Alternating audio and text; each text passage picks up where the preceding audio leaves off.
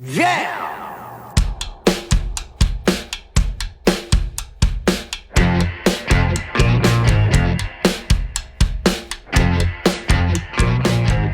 Hey, it's Josh Williams, and welcome to the One Man Podcast, episode number 79 for Wednesday, November 14th, 2018. How you doing, onesies? You guys doing good? Has it been a good week for you? The snow is falling in Ottawa now, and it sucks, but it's not as bad as it could be, right? Mid-November, when the snow first comes, there's bigger things to complain about. This week, I'm going to tell you guys about some of the samplings I did. I did a show at a wedding venue last week. I got to meet Mercer, big Canadian icon. You people listening in other countries probably have no idea who he is, but very, very funny Canadian. I have started going back to the gym, and I am eating better. So I've got all sorts of great things to tell you guys about, but kicking it off right away this episode, I want to get into just something kind of fun. My roommate, Kamar, you guys have heard the interview with Kamar. You hear stories about him occasionally. Kamar and a couple of his friends have started up their own podcast, so I definitely want to take the opportunity to say great job. I support that entirely 100%. And Kamar is sitting here with me now. He's going to be a guest for the first little part of the episode this week. Thanks for sitting down with me, buddy. What's the name of your new podcast? Well, first off, thanks for doing this, Josh. I really appreciate this. Yeah, man. you're excited. For your listeners, Kamar, the roommate, is also Kamar Babar, if there was any confusion. But the name of the podcast is the Joe Rogan Experience. And it's sort of like, for my elevator pitch, it's like what Talking Dead is to Walking Dead. It's a companion piece to the Joe Rogan podcast, where we discuss the guests he has in the week and our thoughts on some things they discuss. But he has so much, he puts out so much, it's kind of hard Yeah. to fit it into like a normal show. So there you go, guys. The Joe Rogan Experience. So check that out. And I Like guess it and gives subscribe, guys. Sorry, Josh. Yeah, no. Go ahead. Oh, no, I'm sorry, I didn't mean to stop your words there. But like and subscribe and send Josh an email. Yeah, you guys know the email address by now. contact@onemanpodcast.com. Let me know if you've subscribed. This is what my podcast is turned into. I'm plugging my own competition. No, you're going to be putting it out on Mondays. It'll be out every Monday or... No, it'll probably be Tuesday mornings. Tuesday mornings? We'll be posting on Monday. I mean, this is sort of inside baseball stuff. I don't know if these people want to know about it, but... Well, whatever. If they're going to listen, they may as well figure out when it's going to be. So don't worry, guys. Your Wednesdays and sometimes Fridays are still available for One Man Podcast content. But if you're looking for a little something extra, check out Kamar's new podcast. I'm really happy for you, dude. Wow. You seem excited about it, and you're having a good time so far. From the number one man podcast in the world. Yeah. Well, we all know that's not true. About that, and seeing how much fun you've had over the last year and stuff, and just doing it, it was like definitely. I'm sure I tried for myself on this podcast before, but today we had a honest, legitimate reason, and I'm so proud and happy to promote something. Well, that's what I said. Like, I'd love to have you on. Let's plug it and get some listeners. Also, something happened yesterday too that we're gonna just plug real quick. We're gonna plug it. It's sad, but it's something we were chatting about before I started the podcast, and figured we may as well just bring it on the air. The great Stan Lee is now in the pages, like his works. Stan Lee has passed away at the ripe old age of 95. It's crazy, like when you say that, because I know when I was a kid, Stan Lee was the coolest person in the universe. Oh yeah? Well, he was the only adult. Like, his picture was in every Marvel comic book. Right. Like, and just any of the make-believe, any of the cool stuff that you could have as a kid was because of him. It seemed like any other adult would have been telling you to go to school or punishing you. But there's this one guy, Stan Lee, that was just like, hey, it's okay to have fun. Like, be a freak. I saw, like, it was over-the-top stuff on Twitter and Instagram about, like, he was the first transgender because the New Mutants and stuff, and I'm sure he was all for that stuff, but definitely letting your freak flag fly, and it was so neat because he got screwed in the beginning there, eh? Yeah. He lost. They were going bankrupt. Marvel. They had to sell a property. Might have been Spider-Man to Fox, whatever, and then it all turned around. That's when Iron Man. I think Iron Man was the first. Oh, you're talking about the movies? Well, the movie saved Stan Lee. Okay. Because before the movies, it was just comic books, like, or maybe cartoons, so they weren't making as much. it was sort of petering out, and kids don't buy comics anymore. Yeah. And then the movie franchise came around, and now So like the Tobey Maguire Spider-Man, when Marvel sold that to Sony, that was a big thing because was that Marvel? I don't know. Like I don't know. I know that Stan Lee doesn't own the characters. He created them, but he didn't own them. Marvel owned them. I think he had to sell. Oh, I guess you're separating Marvel and Stan Lee, and I'm thinking of them as one the same. But I know that he died a rich man. Well, Steve Ditko was the one who did like all the art with him. So like, was it Steve Ditko or Jack? No, sorry, Steve Ditko was one of the artists that did Spider-Man. Jack Kirby, was the guy. Him and Jack Kirby were the ones doing like all the Marvel stuff early on. And like they're the masters of our imagination, or they were. I don't know. It's hard to like come up with like.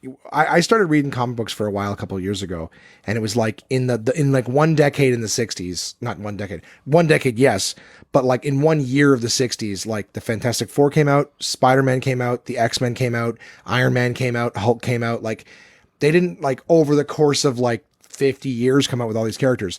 Like all of the Avengers, shy of Captain America.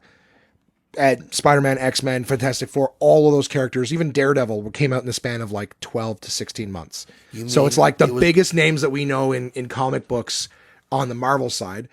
All of that was in the span of like a year. And then they kept building on it. And of course, created new X-Men. Like Wolverine didn't come around until like 1983 or something like that. But in terms of like the X-Men being mutants and having powers, Spider-Man, the Fantastic Four, Iron Man, Hulk, like the Avengers was the same year. Like the first Avengers comic, which was they took all the original Ant-Man, the Wasp, all that shit was like in the same year. But you're saying it was like a big boom. Yeah, superheroes. They call it like the golden era. Superman was before all that. Superman was the very first superhero. So 1938. There was only one superhero, and then these guys said, "Why can't they?" And their religion. Yeah. Superheroes and fans and like what they can and cannot do in movies. If they do a power that they could not do, or they don't have a power that they could do, they get raked. Like it's. Well, one of the things that I liked, I mean, not to make this podcast all about comic books. I'm fine to talk about it for as long as we want. I love talking about comic books. But I just mean one of the things that I liked about Marvel and I didn't like about DC is, while DC has great characters, Batman's amazing. I love comics. But I really don't like that it seemed to me like all the big names in DC all have all the powers. Like Superman can fly. He has laser eyes. He's super strong. Like the only thing that can hurt him is kryptonite. Then you have the Batman. Batman has all fast. Right, but isn't the Flash strong too? No, he wasn't. Oh no. So fair enough. The Flash I guess is he fast. could use his momentum to generate strength, but he wasn't. But I know that Green Lantern is super strong and can create anything and can fly and superpowers. I found that they all had a ton of superpowers. Same like even Batman, super strong. Can afford to have any gadget, you can think of it technologically. Well, of course, Batman has one because he can fly. So they all just seemed overpowered. We do have to suspend. I'm fine with that. Stuff. But what I liked about Marvel characters is like Spider-Man had some powers. You know what I mean? Wolverine has the power to regenerate, but he's not super strong. Well, he can just regenerate. More believable. Right? Except for... Mr. Fantastic can just stretch, but he wasn't super strong. You know what I mean? Invisible Woman can turn invisible. She's not super strong. She has a little bit of telekinesis. Like, so what I liked about Marvel characters, like, is they didn't have, not every one of them could do everything like the DC What ones. about Iron Man? And I feel like Doctor Strange can do anything. Thor can do anything. The Silver Surfer. Well, Thor doesn't have laser eyes or anything like that. You know what I mean? Like... So the idea is Thor can fly by swing, but he doesn't fly. He swings his hammer and makes the momentum and then pulls them off the ground. And it seems like Jean Grey could do anything.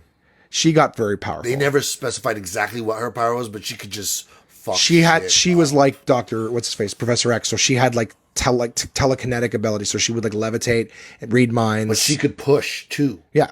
So she would use that. She was like using the Force. Xavier could only go in your head.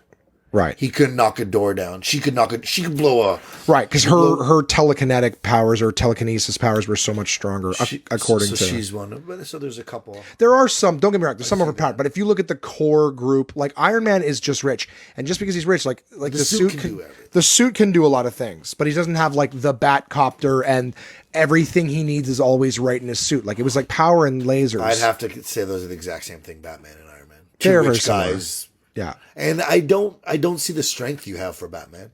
He's not strong. Wait, Well, he's always jacked and he's in jacked perfect in shape but or whatever. He's not. He can't lift as much as Iron Man could. No, but he goes toe to toe with like all these big, crazy jacked people. I don't know. And the fact that every major character is an orphan, their parents died. So like Superman, Batman, I'm an orphan. I've lost my parents. In one of my favorite movies with Batman, where he fights Superman, Batman versus Superman, does he have to wear a special suit? In that one, you know he does. No. We've argued about this movie before. That's just it. So he's a regular Joe. I the thing is, it's all love. Thank you so much, Stanley. You know what I mean. But this talking of, and Stan would be like, whatever you think is right is right. Like he's just wanting kids to have imagination. One of the things that disappoints me is he's never going to see how the other half of Infinity War turns out. He probably seen the cut already. You know what? I bet you they made that movie at the same time. Well, they filmed a lot of this stuff, but he's also just a figurehead with Marvel now. He says he's a figurehead. He's not like involved in the decisions. But he's a grandfather that would give you an Archie comic. I think he did Archie comics too. I don't know. No, I don't think so. Maybe he did. But anyways, he's the closest thing to Santa Claus.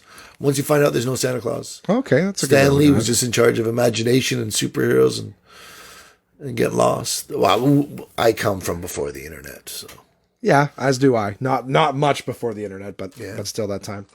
Well, dude, I'm jazzed for the fucking new podcast. I still haven't had a chance to. I've had chances. I didn't think of it until tonight, but I've subscribed. I've subscribed to your podcast, the Joe Rogan Experience. Like and subscribe, and never listen to it again. I mean, and listen to One Man Podcast. So you have to listen to the Joe Rogan Experience. I would say it helps. Someone told me it's all right enough that we just talk about it. I mean, how we discuss the episodes, that you don't have to watch it. But if you do listen to me, listen to the. Well, it's a video one, right? Joe Rogan's his video too. If you watch or listen to Joe Rogan, ours is a companion piece. It just wraps up all the guests of the past week, our thoughts on them, and maybe questions we thought Joe could have asked, directions the podcast we thought would have gone. Like, for instance, Dale Hart Jr. was on there. Dale Earnhardt Jr. And we thought he was on talk about racing and crashings. But he actually he talked about how he had concussions and, like, he had like 20 concussions in 12 years or something. And I mean, that's when he started driving for NASCAR? From driving from NASCAR. And he was in the same race that his dad died in. Yeah. And finished that race. And it was just like it wasn't right. It's like if Terry Fox's kid run the race. But it is sort of like that. It was a glorified race at all. It was like, but did he win the race his father died in? I don't think he won that one, but he won that. That would have been like the America's Got Talent, sad story realized. His dad died at the Daytona 500. Yeah, so he won there twice, and I wanted to hear some crazy thing about cars that you like, oh, you guys do that? Or like, and you don't realize this is happening when you're watching us. I think we're doing nothing. This is what's happening. The only thing he said is some drivers have brakes on every tire and have 4 brake levers. Oh, really? So you can just brake. Yeah, well, I guess that's kind of cool. And the cars are 150 degrees. Inside? In summer, yeah. Holy shit. And they don't have vents because that'll mess up the aerodynamics. So you lose like 12 pounds. Maybe you should start driving. You lose 12 pounds in a race. But he said that at the very end, and he said his dad was never nice to him. Well, he said his dad and him never talked about racing their whole life. Like his dad never gave him tips or anything. Right. But he helped him get to where he was, obviously. But he said that we never. It was weird. But I wanted to hear about him banging drivers. Banging drivers. Well, yeah, but or NASCAR babes, whatever they are. What could they be called? Oh, I don't know. Neither do I. That's why I just asked Rubber bunnies? I don't know. What do you call them? I don't know. Track sluts, whatever. Track sluts. Whatever. I wanted to hear about the salacious. Pit sluts. Pit sluts. Pit sluts. That's a good one. I wanted to hear him talk about that, but he didn't. But anyways, on our podcast, we talked about that and what we wanted to hear and what we liked about it. May as well ask you while you're here. You did the Sober October, right? You didn't drink. I did the Sober October with the asterisks. Well, okay. I smoked weed. Oh, okay. But I mean, if you don't mind me saying, like you would drink, you'd have a beer or two after excessively. work. Well, I wasn't going to say that. I was going to downplay it, but you would drink before, so you went an entire month with no drinking, dude. Yeah. That was incredible. And if I could just congratulate you publicly for the job well done. I think that is the worst thing ever. Sorry. That if not drinking for a month is incredible. I mean, I thought you meant me congratulating you publicly. Throw a parade. Hey, man, but you know what? If I could just say, in all honesty, maybe it's like to some people it's not an accomplishment, but if you're drinking every day and that's the thing you do, to not do it for a month, I mean, maybe the rest of the world would make you feel bad about being happy about doing that, but it's still something you didn't do for the longest time, and then you did it. So you deserve the right to be able to congratulate yourself on doing something that I'm sure probably wasn't easy at times. It means a lot coming from you because you know how much I drink if I have 4 beers after, like, year round. But it was the weirdest part is I went to a wedding and didn't drink, and my sister got wasted. And I had to drive her home. Mm-hmm. So it was good I was sober to drive her home. And it was just like seeing her like that. Though I will clarify, I have drank since then. Yeah, but you stuck to your guns. Like there was times where you sat with us and someone was like, "Hey, did you want to drink?" Like everyone else was drinking, and you stuck to your guns. Like, dude, I mean, you listen to the podcast. Everyone's listening right now. I have had times where I'm like, I do good all day. Like, I'll do good all day and not give in to temptations or whatever. And then I'll have 1 or 2 drinks, and then I'll eat garbage. Yeah. You know what I mean? Oh, no. So it's like there's always something that sometimes makes it either busts down your willpower or whatever. And there's times where I've had like 4 or 5 days in a row where I do nothing but eat good, and then just out of nowhere I'll either get a little down or whatever, and then I don't feel like cooking. I'm just gonna go crush a pizza or something. So it for what it's worth, yeah, maybe it's nothing to some people. To some people, it's not a big deal to fucking hike up a mountain or whatever. They do it every day. But for what it's worth, good, I'm plugged into the fucking. I'm getting text message. I always forget to put this thing on airplane mode. There we go. Well, you were thinking of pausing it or something for a second, and then you didn't know what was going to happen. No, I heard the doodle-ding from the fucking text come in because it's going through. I can hear it coming through. But I'm just saying, I think I think you deserve to feel good about that accomplishment, whether it's easy for someone else or not.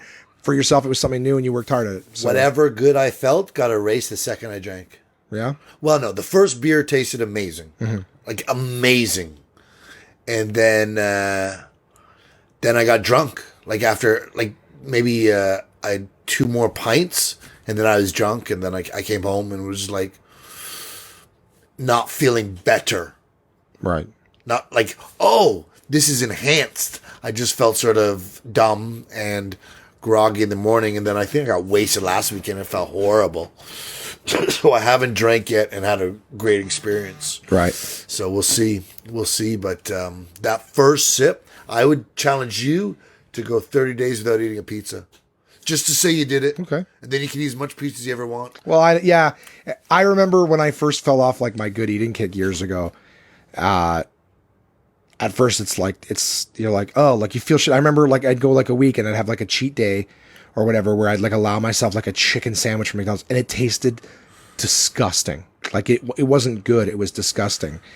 And I can remember exactly when I fell off my good eating thing. It was when I was delivering pizzas for Domino's, because I was working 16-hour days, and you'd get hungry and you didn't eat, and it's like, oh, there's a pizza here if anyone wants some, and it's like that first, like just the hunger alone drives you fucking crazy. So you eat, and then, happens again the next day, and they're like, here's free. And then it's easy. Once you start eating that, like, it's like Bill Burr says, like that sugar salt. Once you let that shit back into your system, then you just start to crave it again like an addict. So that's the challenge, man. Because I was watching a thing about a rapper who's claimed that he's only eaten pizza. Well, yeah, I'd never brag about that. He's 20 years old. He's not fat. He's from Atlanta. Like I saw him on Hot Ones. Yeah. And he bailed out after like 5 sauces. He lost. Oh, Hot Ones. What is that? It's a show on YouTube where they eat chicken wings and get asked questions. But the chicken wings go from, I think sriracha's the like the mildest, and then it goes all the way up to, and the last, there's one that every single person loses their shit. And I've tried it, and when you eat it, it doesn't taste like food or it feels like you just fucked up. Really? Like you just, it feels like you just fucked up. That's a really good way to describe it. That's what it tastes like, though. It's just like, it's not even like, oh yeah, I started to see the spice. Whoa, that's hot. It's like, oh no, oh no, don't touch your eyes. Like that woman who fell out of the grapes. Yeah. Oh, Yes, no. you just start patting sour cream in your mouth. But on the show, every guess it happens. Really? And I like that a lot. It tastes like you fucked up. Can you talk about this on stage tonight? Just this fucking tastes like I will try to do that. But you had the same sauce that they had. You've tried it personally. I tried it at a gig with Mark Hatfield and Heather Hurst. They were giving it away for free. Yeah, it sounds. Well, no, We got to get rid of this shit. it was like pay $5 to try the nacho, and they try our hottest sauce. And I was like, give it to me. Like no one forced it upon me. But try it. After they eat this sauce, even though the other two sauces are allegedly hotter, Yeah, it doesn't matter. You don't want it anymore. he didn't. Maybe made because I think it's the 7th. No, it'd be the 8th sauce. 8, 9, 10. Yeah, the 8th sauce is like you just. You're watching someone walk towards the hole they're gonna fall in for the trap you set them. But Yeah, isn't it fucked up? Like I used to watch the Adam Richman whatever on Man versus Food, and just watching some of those things. that's that he your would pornography for you. Eat. Some of it, but like here's the thing: he's either eating the hottest wings in the world or the largest quantity of food, and no part of me ever saw that was like, oh yeah, I'd love to do that. I'm just like, why do you? Would you love to be hit paid to to do stop it? though? Not even because like the thing is, it's gonna affect your body after a while. That really takes a toll on your body, and it doesn't matter you're getting paid for it. You're basically shortening your life. But you could really help your stand-up career. Like you To just eat. Well, no. like You'd an have animal. everyone knows that guy. Like he does stand-up. You could be like a sneaky Bob Saget. I'm on stage every day, like not able. I'm like, oh shit, here comes the heartburn again. Exactly, throwing up and And he could have a show about his farts and shit. dude, like he must shit blood every day just because of the size of those meat poops. well, that's tearing his that's the asshole crazy open. thing about Hot Ones. The host eats the wings with you. So this asshole's doing it every single time. And he knows. Does he make it to 10? Because now he's used to He it. does it every time. He empathizes when the people say, "I can't eat." It's like, no problem. I understand. I don't blame you. I have to. It's my job. But Russell Brand, I think, is the number one. And there's a Russell Brand was on it. Russell Brand. He's a British guy, right? Yeah, comic. Yeah. He was on it. Oh no, there's 4 seasons. Okay, so it's not like this little Johnny whomever from Alabama or Connecticut. The first time you see it, you're like, "Oh, this is some internet show. Like, how this stupid?" But everyone's been on it, and mostly rappers and black guys always bail out. It was Lil Really? Yachty and DJ Khaled. Both could. Khaled wanted him to take him to the hospital. Really? DJ, I'm the best. He's not the best at eating hot sauce. It's funny too because like stereotypically speaking, black guys love hot sauce. Stereotypically speaking. Yeah, I'd pay that. But those are black guys from the Caribbean or from Jamaica or wherever. Right, these guys are just bitches. These guys are not. Jack Studio Black, gangsters. No, it's not Jack Black. Tenacious D. Both of them Yeah. do it. And like I said, on this 8th sauce, They fucked up. everything changes. Because the coolest thing is everyone comes on and you can sort of feel a persona. And I'm sure this will run out because now they're onto it. Like everyone knows about it. But in the earlier episodes, people are looking around like, what's going on here? And all of a sudden you go, and the guy who interviews him asks amazing questions and asks a really super deep, insightful question as soon as you chomp into that 8th wing. And they're like, They can't answer they're it. dying, but they're like, oh, that's such a good question, and freaking out. And then they fight through it, and they tell the story. I mean, most people who respect themselves just get to the end. They chugging water, like... Yeah, and apparently chugging water doesn't help because it just opens, like it clears off the pores. Now the pores have been open, so there's just people who have had milk there. Post Malone had a Bud Light there. Like they'll give you.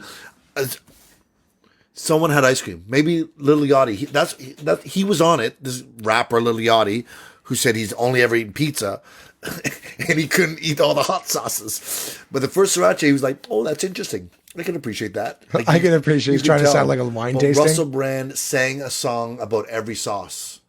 Oh yeah. At the end, and on the very last wing, they take the sauce. Because what they do is they cook the wings. Yeah. And then toss them in the sauce and bring them out and put Lined them up. out. Yeah. And they're all lined up. And they one at a time in order of the things. And on the very last wing, they open the sauce and put a little dab on it. And it's called the last dab for the last question. Is the last wing already got the sauce on it, or they wait till they've it's already done? been sauced, and there's just They just put a little more. There's a little. You've come this far, but it's unbelievable. And the episodes are 20 minutes, so it'd be a half-hour show if it was on TV with like the commercials. Well, that's one of the cool things about YouTube and in podcasts is that no one can tell you can't have a show. You just go out and make it. Yeah, oh man, and this is so much easier than doing YouTube videos.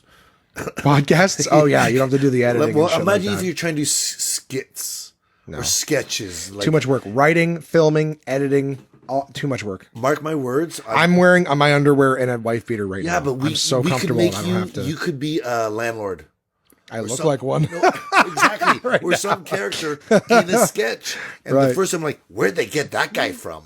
If it's crazy enough, but you got to write that and do it and have the balls to post it. But just talking like this, like, how long have we been talking for? 10 minutes? 25 minutes. Exactly. It just explodes. And this was just to promote the Joe Rogan experience on Spotify, Podbean. It's on Spotify? Well, we just submitted to Spotify. So they have a submission spot now on Spotify. I guess Because so. a year and a half ago when this podcast came out, there was no place. Spotify only had certain podcasts on, and there was no submission. They contacted you and said, we're going to put once you had levels? I don't know. Or I mean, listeners or whatever, you got to some level. They Basically, contact Spotify would look for the podcast that they wanted to have on it, and then they would just contact the outlet. So, and then say, hey, we're going to put your RSS feed on our thing. I didn't realize that you could submit to Spotify. And that's way more interesting than YouTube. I mean, no, sorry, Apple's, because Spotify is like a lot of people use it. Well, streaming generates income, right? You know what I mean? Whereas Apple, now, if you got a million streams, Apple Music works the same as Spotify in the sense that you it's got streaming a million music. streams, you would get nothing from Apple. I think if you've got a million streams of Spotify, you're going to get some cash. Not necessarily. Because it's not like it depends on the agreement. If you submit and say, hey, play my shit, they don't care. But if Spotify goes, hey, we need your album on here because people want to hear it, it's a different story. Because like Apple Music pays the artist when you listen to the songs. But if you listen to a podcast, it doesn't. The only reason I know is because Joe Budden just signed with Spotify. Yeah. So that might mean that he doesn't offer his content on other platforms. Yeah, well, he took it down. Yeah. He took it down off Apple. And I was listening to Apple, and I have not listened to you since. Joe, you motherfucker. Make me get Spotify. I tried. Well, I'm going to take a look. I didn't know. Like I said, things change in a year and a half, you know? Well, things change in 6 months nowadays. Exactly. So I should have looked into it. I just was like, no, I'm not the Joe Rogan. Joe Rogan was on when I looked. Yeah. You know, his was big. But Burr's wasn't. So, you know, you can be still huge and still like with Spotify, they're like, no, we just want the biggest ones. Well, whatever platform you're on, make sure you like and subscribe to One Man Podcast, and then move on over to the Joe Rogan Experience, and give it a like and subscribe, and give us them 5 stars. Oh, and write a review. And you should see our reviews. Our reviews are like, they look like a 911 chatterboard. We're big in India. That's awesome. Well, thanks for sitting in with me, buddy. Thank you so much for having me, Josh. Yeah, dude. We'll have you again. This was so much fun. You'll have to start a new podcast every week so we can have you back on. Yeah, let's do it. Groovy. All right. Well, I'm going to tell these fuckers about my week. Go get to the club. I'm a little piece of news for you guys. Kamara and I are both performing at Absolute Comedy this evening. Of course, it'll be far too late by the time you guys get on to know that. So how do I turn this? I'm trying to turn this mic off. Turn it down. Sorry, guys. I've got the made use of the extra one here. All right. So was trying to turn off the microphone. So earlier I was able to attach it and then just turn it on. But this time it wasn't letting me remove the microphone. I was trying to turn it off and it wouldn't let me turn it off. So I just unplugged it and it stopped recording. So how about that shit, huh? Anyways, yeah, Kamar, I don't know. I'll check again later, but in case this is double stating it, well, whatever. But Kamar and I are both performing at Absolute Comedy this evening, so that will be fun. So he's off to get there earlier. I'm going to show up there a little bit later on if I make it at all, because I got a lot of shit to talk about. But yeah, had a chance last week to meet Rick Mercer from the Rick Mercer Report. This hour is 22 minutes, and he recorded a little promo for the One Man Podcast for me. Very grateful for that, as well as he has a new book out, and the book is sitting across the room, and I can't see what it's called, but I guess I may as well get up. God damn it. I'm going to pause it. Not even a hard one to remember. It's Rick Mercer Final Report. Okay, there was a show he was doing here called the Rick Mercer Report. And so this book here, I actually got him to sign it because I showed up to say hello and whatnot. And, you don't show up to a book signing and not buy the book. So here's a fun little piece of trivia for you guys. I am going to give this book away to you guys. Now, I tried at first to get his agent person to tell him to make it out to Onesie. Well, that should be whatever lucky one of you guys will win this. But instead, they just put my name on it. So it just says, I was talking about the podcast and how I too can sometimes just go into these rants that, are all over the map. So this book says, just a little inscribed writing here, it says, Josh, rant on. So I'm going to give this to one of you guys. I'm sorry that it's made out to me, but I will make it out to you. So from Rick to me, from me to you, Rick Mercer's Final Report, the book. I guess I'll try to come up with, the dynamic of how I'm going to give that away to you guys, how I get you to win it or whatever. But I have an autographed copy of Rick Mercer's book, Final Report, that one of you lovely onesies will get. That's what I wanted to do for you guys. A little something for you. So anyways, met Rick Mercer. It was very, very nice. It was a very, very short, meet because it was kind of just a meet and greet, and he gave me a few more minutes of his time than he probably should have, there being a giant lineup to meet him. But we had a colleague in common. So the whole week did not hear back from Uber, but the scratches in my door. And I've been pretty busy this week so far, so I haven't had a chance to give them shit and say, hey, where's the result? So more news on that as it unfolds, but currently not a thing from Uber in 6 business days. So fuck them. Currently, that's how I feel about Uber, though I still am Ubering. I'm back to doing LCBO samples. I did a sampling on both Thursday and Saturday for the LCBO in Carlton Place. So, about a 35-minute drive away from home. It's a way to make income, and nothing special to report, but in terms of being back from LA and trying to get some work done and catch up on the old Billskis, that's definitely something I did this week. So Uber, sampling, and on Friday night, I did a show with my buddies, Rick Curry and Jim McNally, 2 amazing comics in Ottawa, and I have talked to them before about doing the podcast. They were both very, very willing to do it, and I talked to them again on Friday night, just saying, hey guys, I got to have you on the show because you're 2 awesome comics, you're 2 good friends of mine, very, very accomplished. For example, Rick Curry was a writer for years on the Rick Mercer Report. So when I met Rick Mercer, I was able to say, hey, one of your writers is one of my colleagues. And we chatted a bit about that. So, very, very excited to, was very, very excited to work with Jim and Rick Curry. It was at an event center, called the Orchard View Wedding and Event Center. They were doing a fundraiser for the local sort of business ward. And, I got to tell you guys, they got a really, really good show. It was myself. I hosted the event. And then Rick Curry and Jim McNally, 2 amazing headliners, both doing full headline sets, 35, 40 minutes. They got an absolutely amazing show. Everybody had a great time. And it was the second time it snowed since I've been home. So first time was on the back of something really great, right? Coming home from Los Angeles. And the second time was on the back of something really great again. Probably one of the best shows I've been on in a long time, just in terms of the talent and how eager everyone is there. So though I did that show last year with Frank Spadone, and I had an absolutely wonderful, wonderful time on that show. They had me back again and asked me to sort of help them pick some of the talent locally. So that's what we did. We put together a great show for them. Had issues with the microphone. It was a wireless mic, and I do have to say to this, anybody listening to stand-up comedy or any kind of live performance, wireless mics, doesn't matter what the quality is of them, they always have an issue. I can think of maybe, honest to God, in 10 years of doing stand-up comedy, I think I can count on one hand the amount of times we've done shows with wireless mics where nothing went wrong. Wireless mics always go out. If an hour and a half long show, they always have some sort of issue at some point where they'll go out. And you know what? They always go out on a punchline, or they always go to the most important piece of information you need in order to laugh at the punchline. So you'd be telling a show and he's like, that's when I walked up to the car and I said to her, you guys too. and in a room full of 200 people, it's like the momentum of a joke, what we do, the way we craft it, that you have to get to a certain part at a certain time or it just doesn't work. And poor Jim McNally, when he was on, he was destroying, and then just right near the last 10 minutes of his set, the mic would start cutting out, and it would cut out at, the punchline, or it would cut out an important part. And I went trying to find the DJ whose equipment it was. And, I was telling him, hey man, like the mic's cutting out, like we need you. And he's like, what? Well, it shouldn't be cutting out. I go, do you have spare batteries or anything like that? He goes, no, the batteries should be good. It shouldn't be cutting out. And of course he would come back into the room, and then it wasn't doing it at the moment.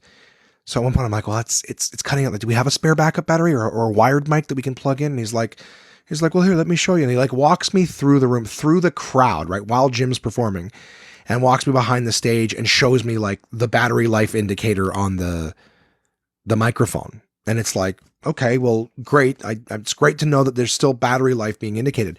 Whatever's happening, it's cutting out, right? But of course it didn't do it when he's in the room. So, and everything seems fine right now. So he goes back out, and then I walk all the way across the room, and it was a big, long room. I walk across the room back to where Rick Curry's sitting, I sit down, and then it starts to do it again. So again, I'll walk the guy's the other side of the room, outside of the room.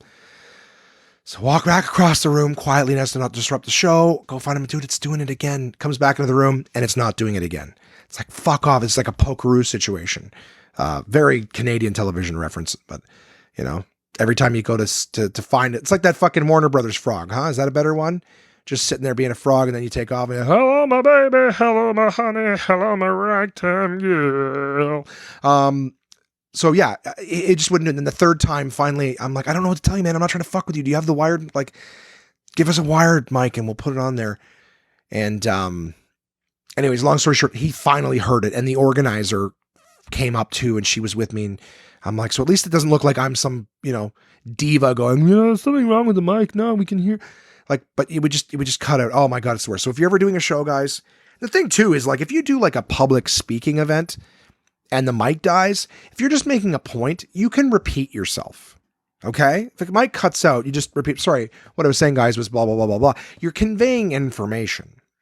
With stand-up, there's a flow. You know what I mean? There's a flow. You're trying to, build and create more anticipation and everything like that. So it's, and deliver a punchline with great timing. Like, you can't just repeat the punchline. It came at a particular time in a particular way.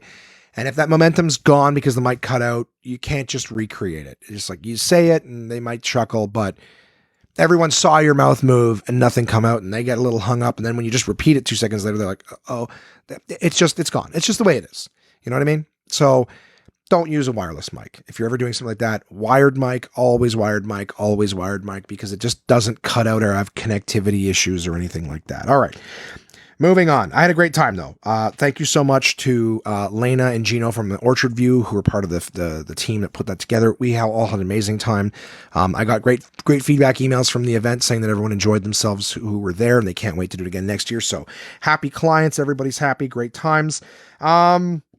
Sunday, supposed to do a writer's group, but the writer's group got pushed around due to the fact that it was Remembrance Day. So here in Canada, that's our Veterans Day. And it landed on a Sunday. Usually lands during a work week and everybody's off, yada, yada, yada. But here in old government Ottawa, it was on a Sunday.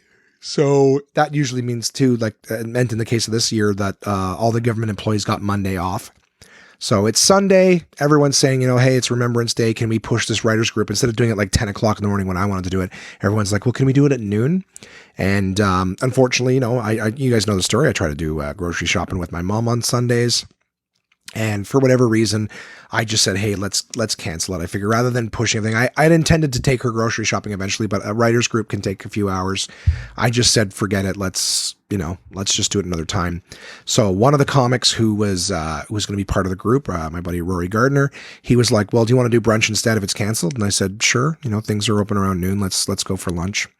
And, I ended up, we went for like, breakfast or whatever at a nice little restaurant I go to regularly. And we just shot the shit, had a good conversation. I'll tell you guys a little bit more about it later on, if I may. And I'm going to try to do a better job describing what I was going through this week. I had a tough week. And it's been really difficult. So, trying to tell you sort of how things went. I had a great conversation with Rory Gardner. Okay. And Rory and I talked about the subject that I'll bring up a little bit later on. I also had a long conversation with Crystal about it. I had a long conversation with it about somebody at Good Life about it. Like, it's something I've been talking to people about lately because it's starting to consume me again. And anyway, so Rory had given me some perspective as well on some stuff that helps him. He's a musician, also a comic. Excuse me. Very accomplished musician, I might add. And we just had a good conversation. We were talking about my gym regimen because Rory's a good, he's in good shape and he goes to the gym regularly. So he was making some suggestions that I'm having issues with the gym. I think earlier this week too, I had managed to go to the gym with my buddy Peter, and I can't remember for the life of me what fucking day that was. I think it was Saturday. But yeah, the issues I have with the gym, which I've mentioned to you guys before, is just like there's so many important things to working out, like form and reps and sets and what you should be working, and muscle groups, and don't do one muscle group if you've already done it that week or day, whatever. There's a ton of information, and I don't have that information. And the kind of crazy person that I am is that if I don't know what I'm doing, I don't like to go and waste my time. Like, I don't want to just show up and not know what I'm doing, and so I'm just wasting my time, or I'm going to make something worse. So chatting with Rory about it, he was like, well, he gave me some examples, some things called supersets, which he was saying that like when he was doing the regular workouts, the ones where you'll lift, do 12 reps of something and then do another set of 12, he was saying those breaks in between, he gets kind of like ADD and then forgets what he's doing. And I know myself too, when I was doing those, I would just whip out my phone on the break, and then something would happen. I'd get in like something I'd have to address or an email or something, and I'd start working on that. And before I know it, it's been like fucking 8 minutes in between breaks. I'm like, oh shit, that's way too long. And then get back to it. And again, as soon as I finish the next set, right back to the phone, working on something else. So I know that I wasn't doing it appropriately. And he was mentioning that, when he does it because of his ADD, he likes to do supersets because it's basically, one of the things I saw this week, which I'd never heard before, and then all of a sudden I've seen it like in a bunch of different things, and then Rory brought it up, was you're supposed to work out to like failure, right? So I was watching some YouTube videos at the first tasting, I think on Thursday or Saturday, and it was about how you're supposed to work your muscles to the point of failure. So like if you normally do like a set of 12, you're people go to the gym and they do the same weights and the same workouts and the same sets. It's like if you do it to 12, it's like you'll feel your muscles working, but if you can complete 12, then you're doing it wrong. So the whole idea is that you should be barely finishing your set. The weight should be so heavy that like 11 is a really big struggle and 12 you almost can't finish. If not being able, like you shouldn't be able to finish your last one. That's where you should be working out. And the whole idea is that that's what makes your muscles go stronger is the inability to finish what you're trying to do. Teaches your body, hey, you need to do more. Well, it's funny, after all these videos I'm watching and talking to personal trainers, like I never got anyone who was saying like, no, you need to fail on the last one. Like that's how your body gets stronger, is that you do until you just can't do anymore. If you're successfully doing, you're just going to maintain, you're not going to build. So Rory was explaining to me the same thing, where he's like, you basically, a superset is where you find what you can do sort of 10 comfortable of, and then you press, one or two more, and then immediately you lower the weight to the next pin on the machine or whatever, and then do as many of those as you can until you just can't do them anymore. And as soon as it might be 3 or 4, and then immediately you put it to the next lowest one, and you just keep doing them until you can't anymore, and then the next lowest weight. And he's like, until, this is his words, he goes, until the point where you're basically lifting like the 5-pound weight at the bottom and you can't even do it. And he's like, and then it's that at that one that the hottest chick in the gym will walk past you and you're struggling to lift the 5-pound weight, which I thought was a funny visual. But the concept behind it is like, and he goes, and that's it. And then you don't have to like do another set of that or anything. You just basically push your body to try to do the work it can't do. Each weight level until it can't do it. Now you've worked out to the point of failure, and that's what's going to push you further. That's where you'll see growth. And he says that it takes a lot less time because you're not doing so many breaks in between and you're not doing so many sets, but you're still getting the same results. He goes, and he forces himself to do that. Like he does it 5 days. So there's 5 muscle groups. He'll do 1 group a day. He's in and out in 30 minutes because he just focuses on that, does the superset and fucks off. So, him and I did that today. He suggests, he was really good about it. He was really pushing me. He's like, make sure you do it. So we met and we worked out today, and it worked out really well. He had actually got kicked in the head because he just kickboxing too on Tuesdays. So he got kicked in the head, and he's like, I think I might have a concussion. He's like, but I'm here at the gym. Like I'm committed to doing this with you. So it was great. I really appreciate that, Rory. Thank you so much if you're listening. And we've got another appointment to do it again on Thursday. So we're getting together on Thursday to do some old working out there. But anywho, I went after having the brunch with him on Sunday. I went to Good Life because I was like, I'm going to get my workout in. And what ended up happening was the people there hadn't seen me in a while, at least some of them. I went, like I said, earlier in the week with my buddy Peter, but that was the first time I'd gone back in God knows how long. And then I went on Sunday, and there was a lot of people that I knew there that day, and I was chatting with them, and and before I knew it, I was like, I'd been chatting with staff members for like an hour and a half, and I'm like, I got to get out of here. I haven't even gone to do my workout yet, but like with the amount that people are talking with me and sort of moving around the place with me, I'm just like, I'm not going to get anything done if I'm here. So I got to go home, and I'll do the elliptical at home, and I'll do the weights at home on the bench.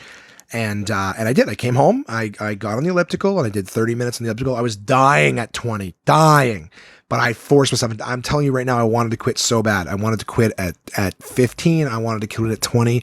I so wanted to quit at 25, and I just slowed down instead of stopping, and I persevered. And I was real proud of myself. Then fix the bench, adjust the bench, grab the 2 dumbbells off the floor, which nobody in this house has used in God knows how long, and I lean back. I'm on my back. I lift the 2 fucking weights over my head, and something falls out of one of the weights and hits me right in the fucking face.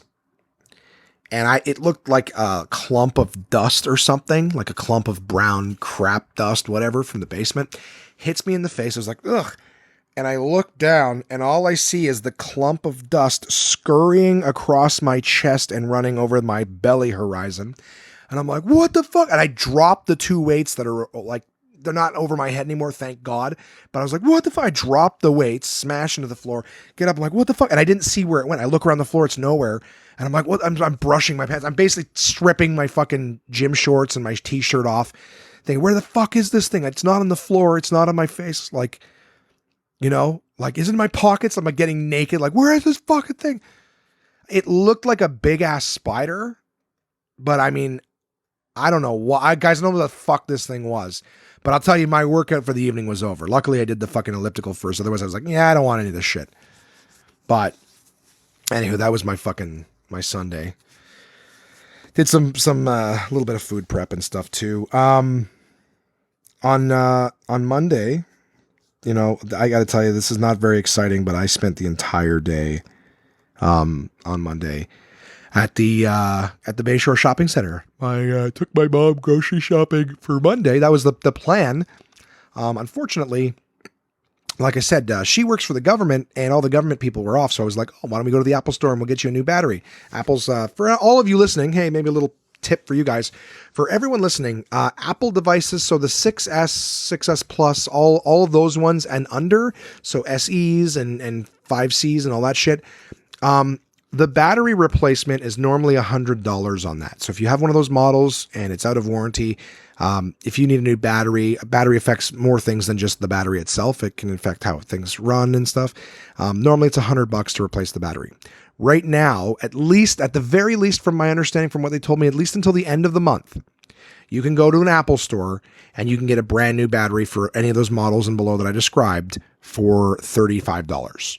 So huge savings. So if you got a phone, it's starting to act up on you, like, I think I have to upgrade my phone, go and get a new battery, put in it. $35, you should be good. Now, I picked the worst time to go because it was the day all the government people were off. So I used it as an opportunity to take my mom because, hey, you're off, let's do it.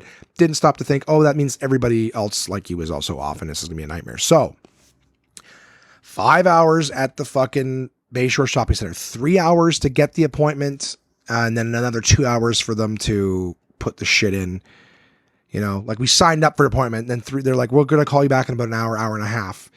We waited that time. 2 hours later, we go to the store and go, hey, are you going to call us? And they're like, oh, you're about 30 minutes. And then we stayed there 45 minutes later. They saw us and then took the shit. And they're like, okay, so it should only take about an hour and a half for the battery. And of course, 2 hours later, it was done. So not trying to be a bitch, but if you need to do anything at the Apple store, clear your fucking schedule for that day, or at least bring a book or do something that's going to, help you in the process. What else have I got to say?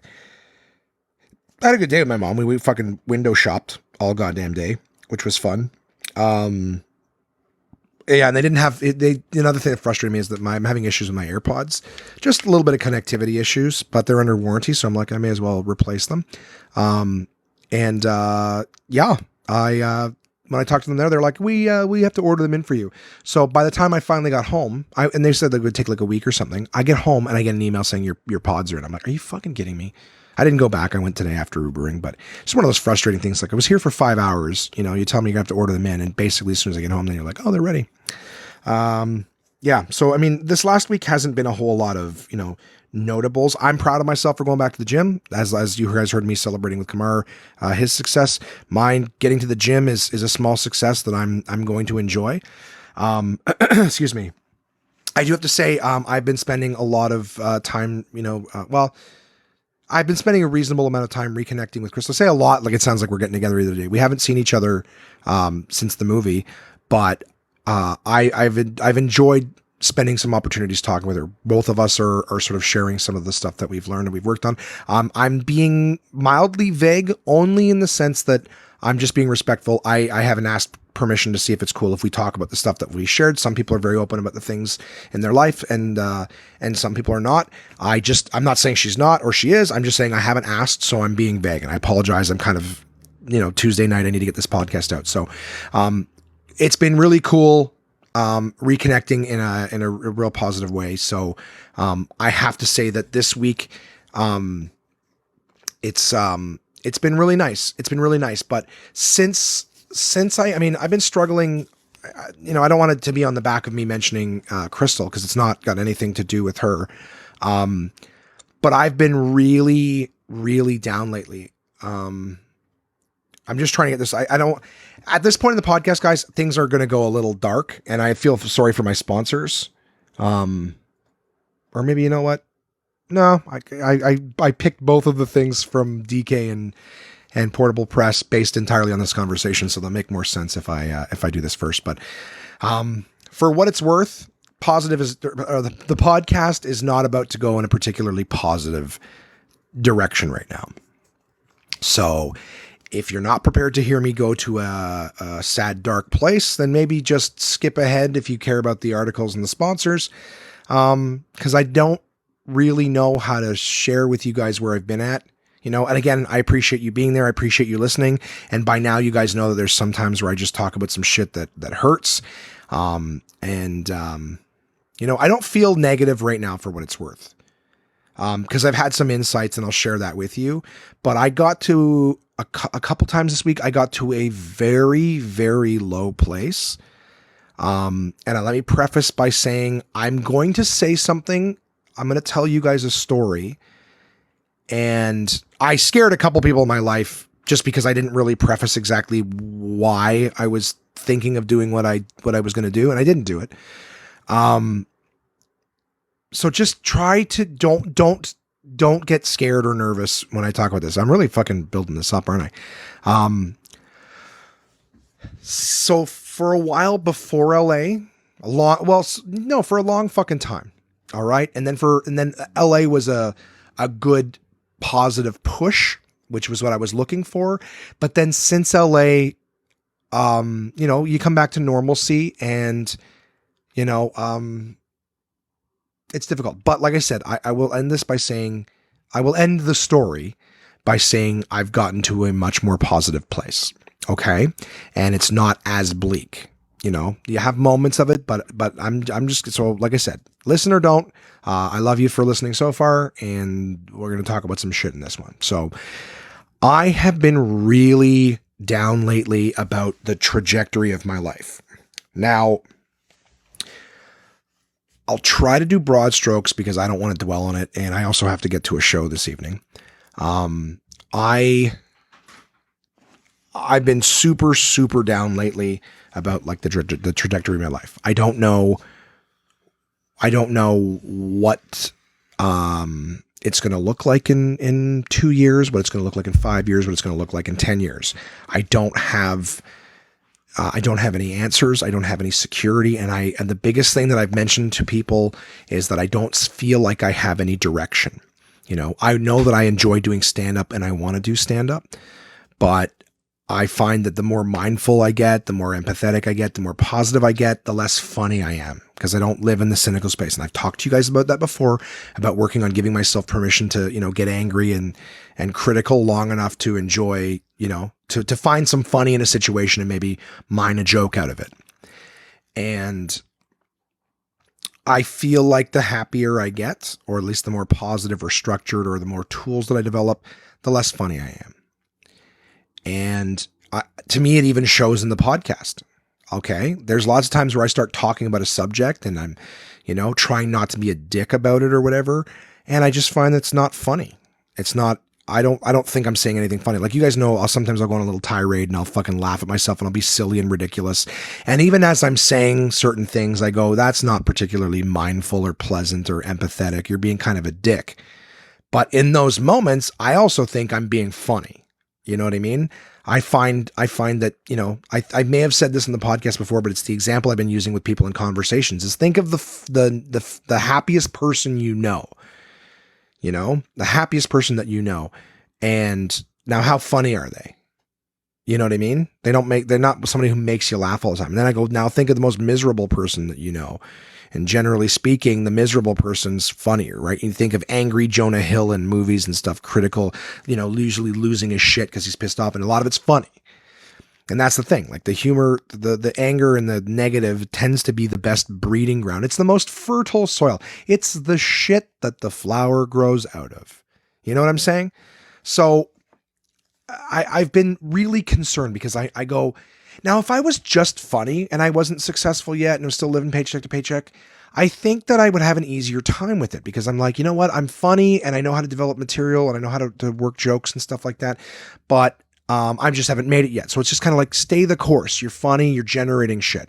My big thing is I find myself having a harder and harder time to generate material because I'm not angry at shit, right? I've got so many tools. I know how to let shit slide now, right? But at the same time, it's like, I don't know. I feel like I think Ned Flanders trying to be a comic. You know what I mean? Being nice and positive, but at the same time, it's like, well, it's not very funny to be nice and positive. Every time you have a negative thought, you're able to just diffuse it right away. It's like I got a comedy fire extinguisher sitting next to me at all times. I'm like, something starts burning out, put it out. I'm like, oh, thank God, that was almost enjoyable.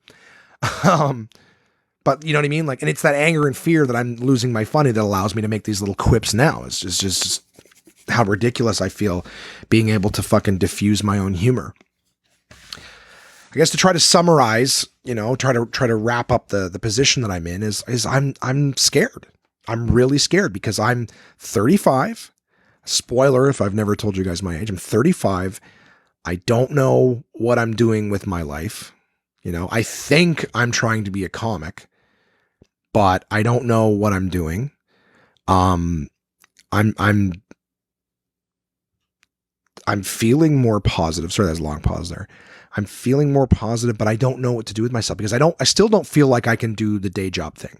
I feel like I'm too scatterbrained. I feel like I'm too, Crystal said to me very kindly this week when we were chatting about it, because she's listened a lot to it and she knows firsthand when we were together before, she knows, that I was dealing with a lot of fear and insecurity about like what direction my life's going, and I have honestly, I have the best friends a guy could ask for.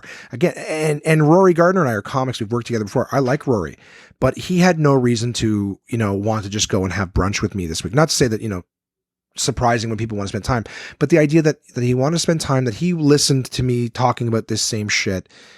And then he was invested in going to the gym with me and helping hold me accountable for going to the gym and stuff. Like I'm really lucky to have people in my life that just for some reason or other want to reach out and want to be a part. Again, my buddy Mike LeBlanc, who reached out when Crystal and I first broke up because he saw a lot of the same things, he could relate to coming out of a relationship. and we started spending time, and he came to he started being a part of the Last Writers group. Now Mike is one of my best friends in the business. You know what I mean? It's, I'm really lucky. And again, how funny is it me sitting here just being very grateful for the universe? You know what I mean? I'm not, and here's the thing too, you know what? There's probably a good chance I'm not right about, in order to be funny, you have to be miserable. It's just, that's what it feels like. I know that when I'm miserable, that's when I'm my funniest. When I let my brain sort of run and play with the angry, scary thoughts, it's a way, it's a coping mechanism. I don't know. See, even now I'm trying to not feel negative about stuff. I was like, no, it's probably a positive. Get out of my head, you fucking happy. I'm okay with sacrificing my happiness to be funny. Anyways, I'm not. I don't know if I am. This fucking maelstrom of goddamn negative, positive. It's hard too, because part of being, a negative person is like comparisons. And again, I have the best friends, and I'm not just talking about my comedy friends. The first people who came to mind were my closest friends, Jimmy, Mika. I don't talk with them all the time, but these are guys who've got 20 years now under their belt of being good friends. I've spent more of my life knowing them than not knowing them, having them there than not having them there. And I do love these guys. But here's the thing is the people that I care the most about in the world, when I look at everybody's, and I used to mock it. And now I'm so envious of it. Is everybody's got the spouse, the house. Ooh, it rhymes. The spouse, the house, and the little mouse. That's supposed to be kid. Marriage, house, kids. They're doing it. They're doing it right. And I live in this weird ass fucking comedy orphanage for God knows what, It's I've been kind of like, where am I going to be in 5 years? I have I'm not trying to run my dad down. But my dad's the kind of guy who years and years and years late into his life is still like, he's living with my mom. My parents have been divorced since since I was making memories. And my parents have lived together in no relationship whatsoever. They're not interested in each other. Never that, not in the slightest, but lived together for some reason. And, my dad's in a position where he couldn't just be like, I'm going to do my own thing. I don't mean this as an attack at all. I'm just like, my dad just recently got a job and I can't really talk about it. It's kind of private whenever he wants to come on the podcast sometime and talk about it, but we have way bigger issues before I'm willing to just sort of plug his new thing. But my dad's in a position now where he will have a job and he will probably be able to live on his own. My dad has lived on his own over, periods of his life, but so have I. And I guess I'm transposing myself into my dad's position where my dad's in his 60s and he's just now starting to, have a job again and maybe be able to do it on his own. But when you have decades, a decade period of your life where you need to move back in, for fuck's sakes, moving back in with your ex-wife, you know what I mean? I don't know. Like, I'm trying not to be judgmental, guys. I'm really not. But I'm looking at going like, fuck, I'm 35. In 5 years, I'm 40. Shouldn't I have something to show for it at 40? You know what I mean? Like, what am I doing? And am I just going to give up in 5 years? Like 5 years, in order to get to that Los Angeles moment, like I said, I really enjoyed that. And I loved seeing my friends who are my age and younger who are doing well. And that's the thing is you can't compare, but I'm just like, what am I going to be there in 5 years? I don't think that's enough time. And I'm okay with being patient, but there's no guarantees. If it was like, hey, it takes 20 years and this is what you got to do, cool. I can wait. I can do the work. But in this business that I'm in, there's no, here's what you do and then this pays off. You got to be able to take rejection and take rejection and take rejection. And it's fucking hard. It's really hard. And the thing is when you, I don't mean to talk in circles. I'm kind of letting it out because this podcast is in a way my journal of what's going on with me. And I haven't even got to the part yet where, the part that's scary to people. But I'm constantly having that thought in my head of the whole, like, well, am I going to make it? Am I wasting my time? Am I going to turn around at 60 and finally accept the fact that it's just never going to happen? And, and become that Walmart greeter or that guy who's working at Tim Hortons, And And I just know that would kill me. You know, there's nothing wrong with working hard. You know, I even look at it and go, you know what? Maybe I could have just been the guy who has the job, and instead of expecting every day to be a fucking miracle, which feels selfish, right? When I'm doing stand up, I'm like, oh yeah, every experience is different. I'm living different stuff every day, and I'm doing different things. And it's like a lot of people, I have people who tell me like, hey man, I really admire what you're doing. You're chasing your dreams, and it's, you know, and you make people laugh, and I feel like such a piece of garbage for not appreciating what I have the way other people do. But everyone's grass is greener, right? Like I used to mock people who just, you know, got a job, got a house, and had kids and got married, and like, and then after having the experience with Crystal, being with her for so long, I'm like, fuck, I missed that. And I didn't realize how great. No, that's a great fucking thing. That's not a pathetic, just conformist thing, which is how I felt it. I was being judgmental. It was like that's great to have people that you can be with, to have that connection every day, your family, your team. I'm, like I said, hey, the happier I get, the less funny I am. And the more I'm just like, oh, I just was a judgmental fuck poo-pooing on shit that I probably subconsciously thought that I could never achieve or never obtain. So it's easier to decide that sour grapes thing, right? It's easier to tell yourself you didn't really want it than to just be like, no, I did want it, and I should have kept working for it, or whatever it is, you know? But I got to such a low point where I'm like, I don't know what to do with my life. You know, if I'm having these thoughts, should I cash in my chips and just decide to start working towards something else? You know, or do I keep chasing this and just slowly start to feel like a bigger and bigger loser? You know, end up, you know, somebody's roommate for the rest of my life because I just can't take care of myself. That's how I feel. That's how it feels. So, you know, and I'm sure lots of comics have gone through this. The moment where you're just like, you know, some people will use the expression, you know, hey, shit or get off the pot. And it's like, well, I think I'm trying, you know? And in the meantime, I've got like I've been so low in terms of everything I feel like I want to do. It's like my brain will give me reasons why I can't, you know, why it would suck to succeed at those goals. Like I want to lose weight, but now I'm fucking terrified at the idea that I'm going to have like all this extra skin. And then what do? I'm going to walk around with flappy. Like it's nuts how much I'm trying to just sabotage all the things. And I think that, you know, it goes back to, I read a book called The War of Art, and it talks about resistance. It says that like the more you're meant to do something, the more resistance is going to convince you that you shouldn't do it. So I'm trying to be honest and not give up, but at the same time, it's fucking hard. Like the big thing that I considered doing the other day, and please don't jump to any conclusions. Let me put your fears at rest when I say it, is I was really down. I was headed to my tasting. I believe it was Saturday, and I had considered calling one of those suicide hotlines.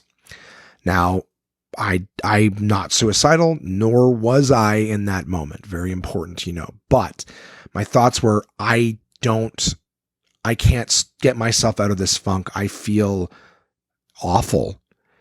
I feel like I was saying this in a joking way, not to diminish how serious suicide is, but I was saying that like I've never been the kind of person who would want to commit suicide. I'm afraid of death. I would not bring it on myself. But I was like, and I used to think like, how could anyone ever want to commit suicide? But I'm like, you know, with the concept of just being like, I could see, like, I got to the point where I'm like, you know what? I can see someone being like, I don't enjoy waking up. I don't enjoy looking at the day and being terrified by it. You know, I could totally understand how someone would just want to end it. You know, again, that's not me, but I'm like, I could see it. So I was joking saying I'm not suicidal, but I'm window shopping suicide right now. But it's not the case. What I'm saying is I'm at the point where I'm like, I don't know what to do with my life. I feel like I'm wasting it right now. And it's just a shitty feeling, you know, and it will pass. But the reason I had considered calling a suicide hotline was, in my head, I was thinking like, I am so overwhelmed right now. And I even with all the tools and things I've read, I just don't feel right now like I can pull myself out of this funk. And I can't afford a therapist. I can't afford a psychologist. But I was like, who can help? Like, there's got to be people who feel lost. And that's when my brain went with like, oh, suicide, people who are suicidal. I'm like, these suicide hotlines. I go, these people must have some form of training to deal with, people who are feeling lost and feeling like they just want to, they don't know what to do with themselves, and they may as well just end it because they don't know, So that's where, and I was telling people, I considered, calling a suicide hotline. And of course you say that and I get it. It's a giant fucking red buzzer goes off like, oh my God. And I was trying to explain, no, I'm insanely down and I need help. I don't know what to do with myself. So a few people in my life that I expressed that to, and I want to apologize for not really and that's why I prefaced it like 15 times on this podcast is I'm not suicidal. And I'm not even really window shopping suicide. I'm just saying I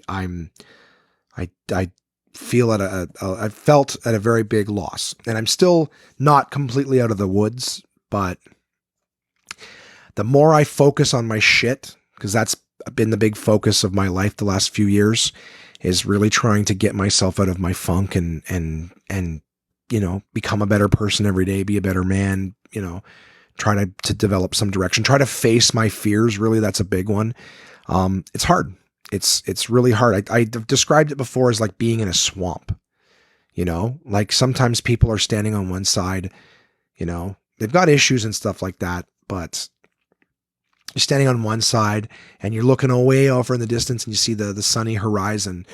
But in order to get there, you got to walk down through this swamp, a lot of people think they're just going to have a good relationship when they have like fucking issues and baggage and things like that. And, I'm not talking about anyone in particular. I'm just saying myself. Like, I'm like, oh, I'm going to be great at relationships. I've probably told you guys this before, but it's like Leo Biscaglia was a great, he's a poet and he's I think a teacher as well. And he just says, it's funny because like the one thing that all human beings feel like they deserve and that they want is love. We all want love. We all want a loving relationship. And it's the one thing that nobody teaches us how to do. Like love relationships aren't taught in school.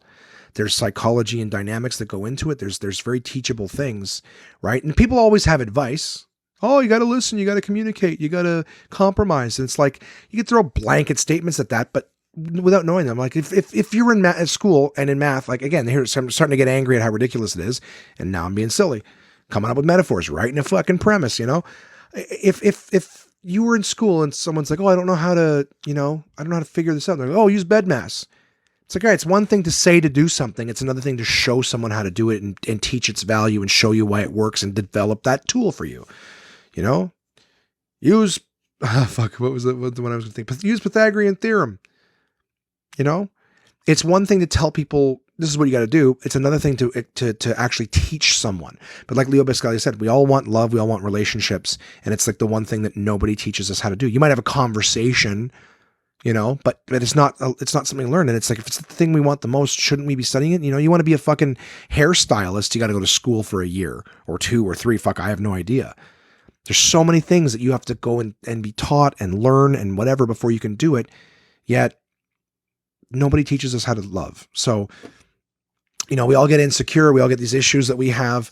You're standing on one hill, you're looking off the distance, you see the sunshine. You're like, man, I want to get there. But, you got to walk through the swamp of your own shit, and a lot of people don't want to do that. They just want to stay on the one side and they want to look off in the distance and just convince themselves that one day they're going to get there. But it's like, in the meanwhile time, you're hanging out on this hill.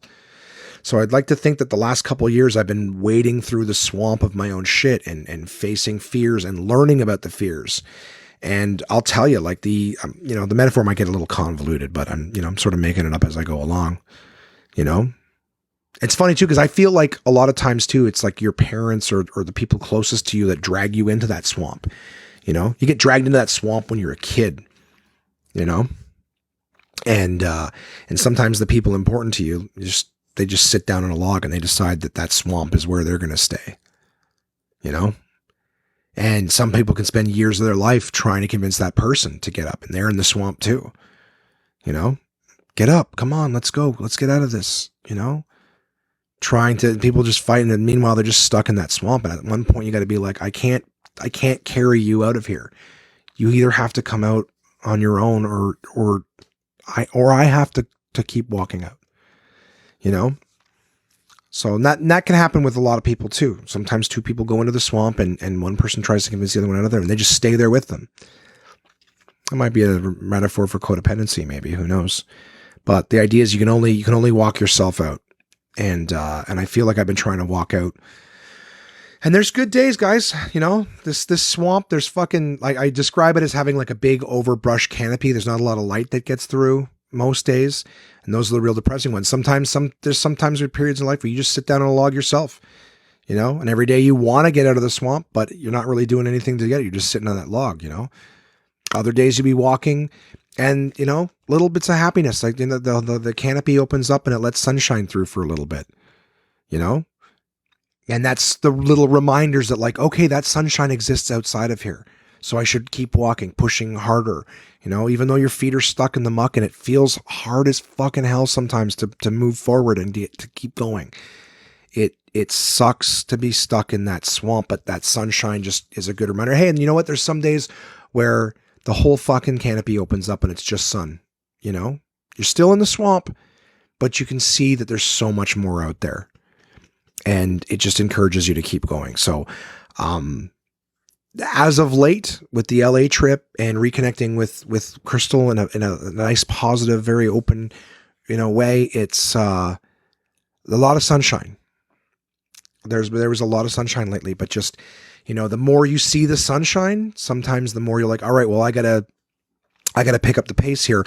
But sometimes picking up the pace just leads you to another dark spot, you know, faster. You're still closer to the exit, but you hit other dark spots. Thanks. Oh, did you? You found something on the web about the dark spot, huh? Well, let's see what that says. Dark spots. Causes, diagnosis, and treatment. Very health.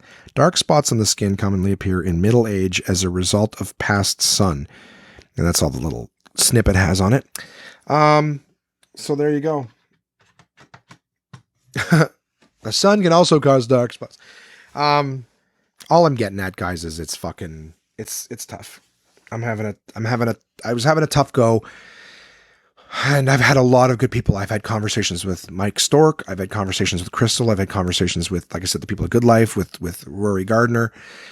And, you know, Stork, if you guys listen to my episode with Mike Stork, he talks a lot about codependency. We had a really long conversation about codependency the other night, where he offered some really interesting insights. He talked about how, and I hope he doesn't mind me sharing his piece pretty open. So I will just say a quick preemptive apology if this is not okay. But he just mentioned that for himself personally, he has, you know, sometimes when we have self-esteem issues and things like that, your brain develops this whole, like, I can't win thing, where every time something good happens for you, you immediately start to fear negative, because in your head, if you don't feel good about yourself and you don't feel positive about yourself, you start to develop this, like, I can't win thing. Like, things are good, what's going to happen because I can't win? And Mike is in a great relationship, which he mentioned on the podcast, so I do feel a little at liberty to discuss this. But Mike had said that with his current relationship, the woman he's with, he absolutely loves and adores her, and she's amazing. He goes, you know, when I'd be in a good relationship before, I'd think like, oh, you know, you're going to cheat on me or you're going to leave me or something like that. And he had said that he's been with her long enough to know that, like, that's not who she is. She's a good person. So that's no longer his fear. But with that thought in your brain of, like, I can't win, he's like, now I worry that, like, you're going to get murdered or you're going to get kidnapped or you're going to get, you know, a disease and die. Like, so, and I can relate to that very much. I know that as soon as I start to feel good about something, immediately the thoughts of, like, well, this is going to fuck up because you don't deserve to have anything good. You know what I mean? Like, you're not going to win. That's not how it works. And even though I have daily examples of amazing people in my life, I am winning, you know? Anyways, it's been rough, guys. But I have one of the things that Rory had suggested was to just create a body of work. You know, this podcast is part of that. But he had said one of the things that he had done was he had recorded an album, and he told himself that in a year from now, I'm recording another album and I'm going to record this kind of album. He had given himself a deadline, and that made him work harder. He said, I'm going to do this. I've got to do it. And this is the deadline. And I've talked to you guys recently about how I work a lot better when there's a foot on my neck, right? If I'm just get up every day and like, okay, now just go create, go work on being a comedian. It's kind of like, it feels directionless. So we was chatting, and he put out 6 albums, 6 years. He says how every album gets progressively better, but he's building a body of work, and it's something that he can share and he can give to people and everything like that. So with that, I'd been playing with the idea that this year when I headline at Absolute Comedy in Ottawa, my home club, my home city, I want to record an album. So I've decided firmly that I will be recording a comedy album this year. So one of the things going to get me out of my funk is that everything I've worked on comedically so far in terms of my favorite 45 minutes to an hour, I will be creating and putting on an album. So there you go. A little reveal, this will get me out of the funk. This gives me something to work on, something to work towards, something that I can create, something I can leave for everyone.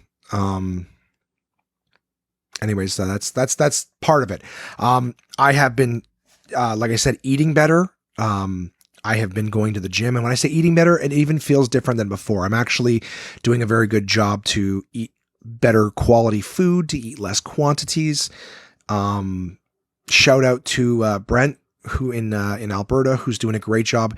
He credits me with being the inspiration for him losing weight, but I got to be honest, like I that's amazing that you've stuck to your goals, man, and that you've lost 25 pounds since the summertime, guys. Like that's absolutely outstanding. He's not a big guy, so to be losing weight and doing it, I appreciate you crediting me with the inspiration. But buddy, you're inspiring me. Like your goal was 25 pounds and you hit your goal, man. Like you're inspiring. I may have inspired you to start. You're inspiring me to finish and actually hit my goals. You know what I mean?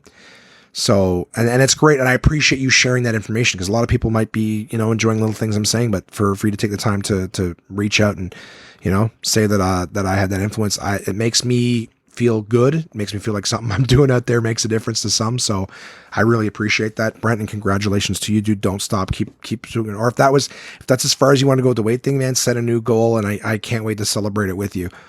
So yeah, whatever. I don't know what the universe holds for me, guys, which is a fucked up feeling. It's scary, but I'm going to try to just set little goals. Crystal's given me a bunch of tips too.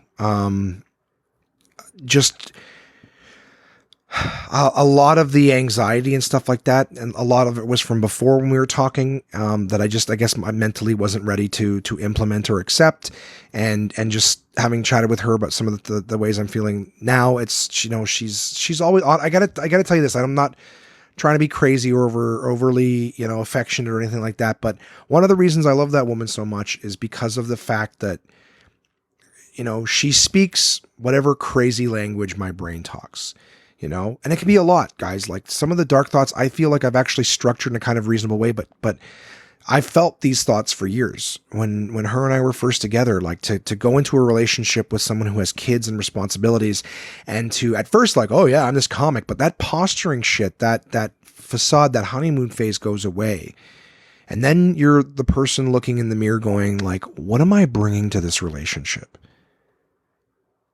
What am I bringing to it? And you start to, have that fear, and at the time I didn't know I was afraid. All I knew is just, I started to feel shitty about myself, and I got very angry, and, I was basically dealing with my fears. I've accepted that all anger is fear. And man, I was a really angry guy because I was a really afraid guy, and I'm still really afraid. But I'm afraid. I know what to do. I have better tools to deal with that fear. I know that if I'm afraid of not amounting to anything, then I better get off my ass and start working towards something. Just this fucking stand-up thing. Anything artistic, man, it's like there's no guarantees. Doesn't matter how hard you work, there's no guarantees. But I'm trying to put more faith into the, you guys who are listening and people who are supportive and want to be there. I gotta at least try. It's like one of those things where like, I can't convince myself I'm going to fail if I'm not even trying. But it's scary. Like I almost want to give up and take like the safe route, but there is no safe route in life. Get him a minimum wage job working at a coffee shop. Like that shit can change. Anyways, I think I've rambled on about this long enough. All I want to say, I was in the middle of saying that, my previous relationship is, I've been dealing with a lot of fear. And of course, when you're fearful, and at the same time, like I'm not only a guy who's just struggling with career, I'm overweight. I'm not, I'm not financially stable. I wouldn't be living in a fucking weird comedy orphanage if I wasn't, if I was stable. So it's easy to be incredibly insecure and then have, like I said, having someone that you care about, but like, when you care about somebody, you don't look at them and be like, man, are they lucky to have me? If you care about somebody and you've got an ounce of self-awareness, you go, fuck, this person's way too good for me, And if you're someone like me who's got insecurities and self-esteem issues, then you start to get insecure. And when you have a life where you're insecure and you have no stability and you have fears all the time, and then that person makes you feel really good, then when you don't start to feel good, when your own life and your own issues that are your own issues start to creep back into it, well, now all of a sudden, the insecurity starts looking at the other person like, oh, you used to make me feel good. Why don't I feel good anymore? And you start to do things differently. And now your brain is saying, well, it must be something that other person's doing, then you start to get insecure. Now I don't want to say lashing out, for lack of a better term, lashing out. We're not talking about physical or anything like that, but just the idea that your brain is going, well, this person used to make me feel good and now I don't feel good. Well, no, it's because that shit is, the honeymoon phase is worn off and your problems are still here. Just because the sun peeked through the canopy for a while, you are still in the swamp. Okay. And if you don't walk through it, it doesn't matter. You could stand in that sunny spot, but eventually you look down from the clouds and you still see that you're in the swamp, and the sun can't pull you out. You got to start walking yourself again. And, anyways, she's always been a really good person to me. And you know what? Fuck. I feel, I'm trying to say that I'm very grateful for the level of acceptance that all of you show me. I'm very grateful for the amount of acceptance that she's shown me in the years. I've been very difficult to talk to and deal with. I'm especially someone who knows how deep the fears go. I'll be honest. I love you guys, and I don't lie to you on this podcast. At least I don't consciously lie. Every time I'm like, well, I'm gonna eat right and exercise. All right. Well, those, I didn't realize I'd fall. I didn't think I was, not telling the truth at the time, but wow. For those of you listening to the first episode of the One Man Podcast, being this one, this is what it's like, I guess. It's not always so dark, but I did warn you. I just want that she, of all people, has had to listen to some of the darkest thoughts that I've had, the most critical and cynical, and a lot of those were before I had any kind of tools. So, I'm happy to be able to have conversations with her, having a better mindset. It's hard. Like, I know she cares about me, and we would have conversations where, I was in a dark place and just nothing could get me out of it. And again, when you care about somebody, it's hard to listen to them in a dark place and not be able to do anything, to offer suggestions and to have them shot down. And it was me fighting against a lot of stuff. I'm just trying to say that I'm grateful. I'm grateful that despite all my rough thoughts and things like that, I'm still able to talk to her and have conversations. And, I'm glad she's still in my life, but I'm just trying to say through this dark stuff, which I've been feeling a lot lately, I think the universe right now is giving me a lot of things that I need. It's giving me people who are listening. It's giving me, like I said, she's back in my life.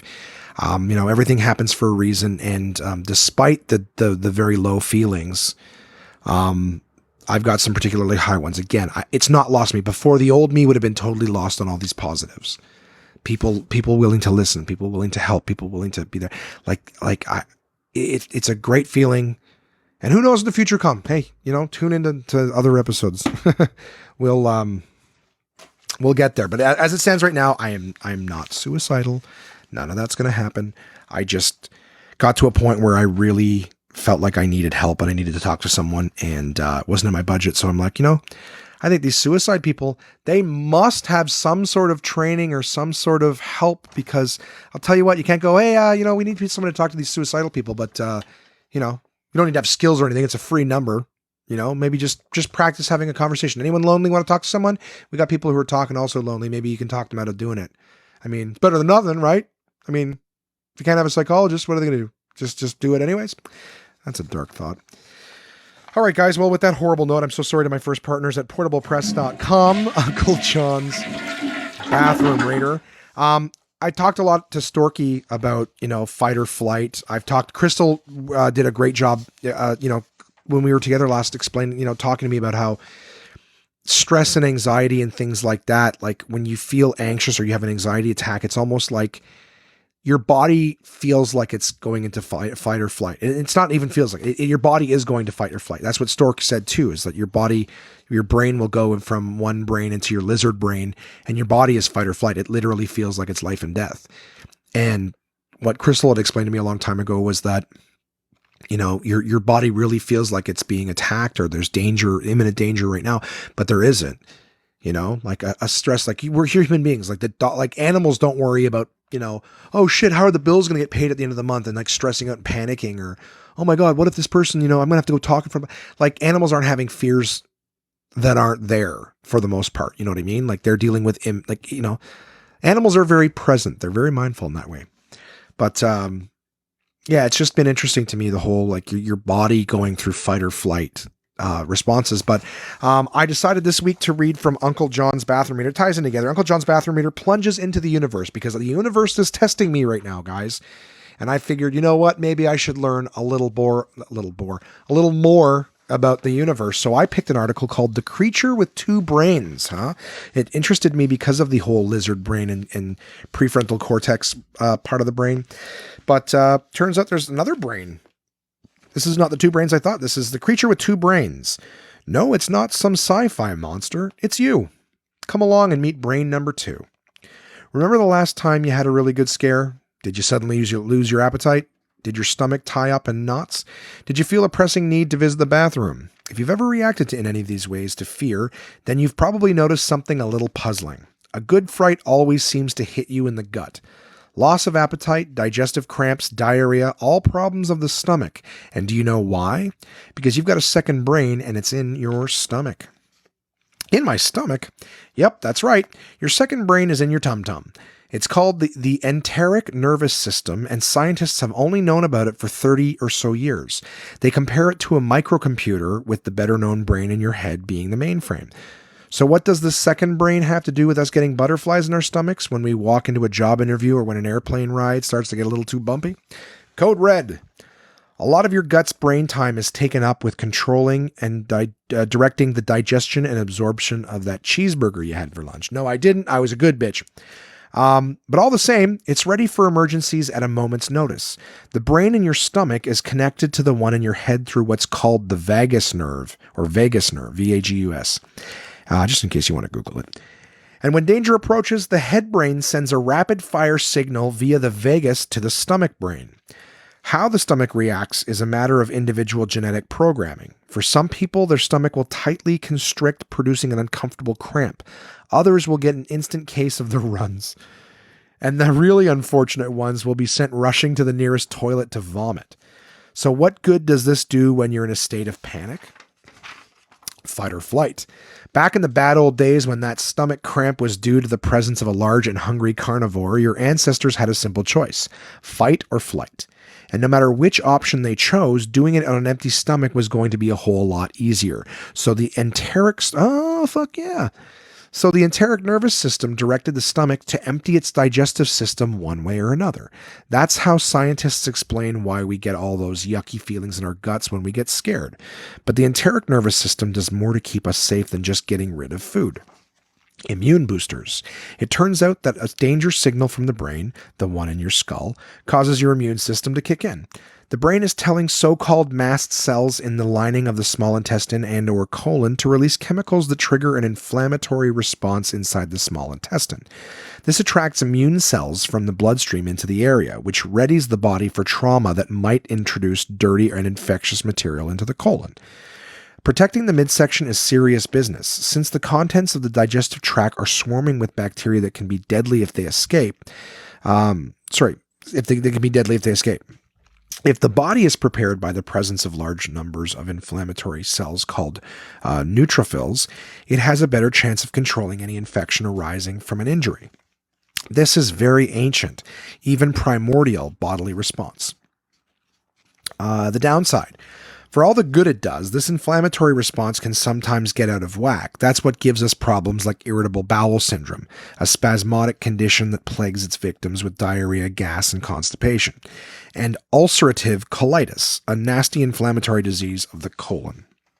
The enteric system can explain other problems that are sometimes considered psychological in origin, like difficulty swallowing, ulcers, or chronic abdominal pain. They're all stress responses in action, stress being a form of fear. To your ancestor, it might have been a saber-toothed tiger closing in. To you or the guy next door, it might be a letter from the IRS. So there you go. That was The Creature with Two Brains. The running feed at the bottom of these two articles is, in experiments, octopuses learn to unscrew jars to get to the food inside. Oh, fuck, that's interesting. And the other one is a chest x-ray has from 90,000 to 130,000 electron volts. And that, guys, my partners at portablepress.com. Blah, blah, blah, blah, blah, blah, blah. Uncle John's Bathroom Reader. That was Uncle John's Bathroom Reader. Plunges into the universe. And who else are my sponsors? Well, Absolute Comedy, of course. Looking at the time, it is 20 after 8, and I do not think I'm going to make that show on time. I'm going to fucking try. But, oh, fuck, I'm not going to make it. Oh, I'm going to make it. I'm going to make it. God damn it. Okay, this episode, if I cut this shit short, it's because I'm trying to make it. Oh, and I feel so bad for my my partners. Okay, Absolute Comedy. Let's get them fucking gone so I can get on with this goddamn podcast. Absolute Comedy is the best live stand-up comedy from across North America, with locations in Kingston, Toronto, and Ottawa, Ontario. These comedians have been featured on Just for Laughs, Netflix, Comedy Central, CBC's The Debaters, Jimmy Kimmel Live, Conan, The Comedy Network, and much, much more. Go to absolutecomedy.ca to see this week's lineup. Planning a night out is easy with dinner and show packages, available at all locations.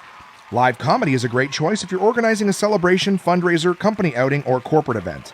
Want the show brought to you? They'll send comedians to your venue with performances tailored to your event, creating a night of laughs your guests will love and won't soon forget. So for showtimes, ticket prices, gift certificates, special shows, and more, head to absolutecomedy.ca. Again, that's absolutecomedy.ca for the best live stand-up comedy from across North America. And we're back super fast. Absolute Comedy. I will be headlining at the Kingston Absolute Comedy from November 21st to 24th. Get your tickets for that or any other great show in Ottawa, Toronto, or Kingston at absolutecomedy.ca. And my partners, who did I forget? Didn't forget them. They're right here in front of me. Oh my God, I'm speeding through this shit right now. Astronomy. That's not my sponsors. My sponsors, DK, Dorling Kindersley. I love these guys. You guys know I love them. I don't have to go on about that. The book I am reading this week is amazing. It's another, I can't say it's the masterpiece that art was. Art was just unfucking believable. But this is Astronomy, a Visual Guide. This book is unbelievable. It's all about astronomy. That's astronomy, not astrology, although astrology has to do with the stars as well, because all of the constellations of astrology are in the sky, astronomy. So in this book, Astronomy, there's shitloads of sections. How stars form, the history of how they've developed astronomy, the universe itself, and what they call the fate of the universe, about how it's, how the universe is going to expand and how it's going to continue to grow. There's things in this book that have to do with like how the evolutions of stars happen, all sorts of different kinds of stars, how to be able to tell in the solar system. Like I can't, there's so much information in this book, guys. I can't possibly describe it completely in any kind of linear fashion, but it's got information about all the planets, the moon, the sun, the constellations. There's a ton of astrological maps in this. If you are interested in space and astronomy, this is a must-have. Not even a joke, a must-have. It shows you all the constellations. I'm looking at Leo right now. Here's a little piece, which means lion, of course.